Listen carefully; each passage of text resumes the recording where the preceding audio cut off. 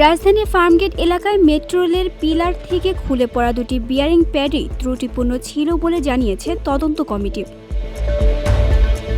তদন্ত কমিটি জানায়, খুলে পড়া দুটি বিয়ারিং প্যাডের 8 থেকে 10টি প্যারামিটারের মধ্যে অন্তত দুটি প্যারামিটারের মান আশানুরূপ ছিল না। তবে শুধু এই তথ্যের ভিত্তিতে মেট্রো রেলের সব বিয়ারিং প্যাড ভালো বা খারাপ এমন সিদ্ধান্তে পৌঁছানো যাবে না।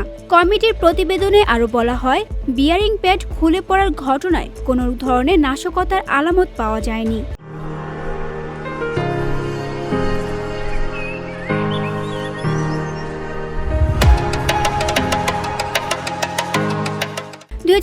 সালের 18 সেপ্টেম্বর প্রথমবার ফার্মগেট এলাকায় মেট্রো রেলের একটি বিয়ারিং প্যাড খুলে পড়ে। ওই ঘটনায় কেউ হতাহত না হলেও প্রায় 11 ঘন্টা মেট্রো রেল চলাচল বন্ধ ছিল। এরপর 2025 সালের 26 অক্টোবর দুপুর 12:30টার দিকে একই এলাকায় আবারও একটি বিয়ারিং প্যাড খুলে পড়ে। প্রায় 80 কেজি ওজনের ওই প্যাড মাথায় পড়ে এক যুবকের মৃত্যু হয় এবং মেট্রো রেল চলাচল পুনরায় বন্ধ হয়ে যায়।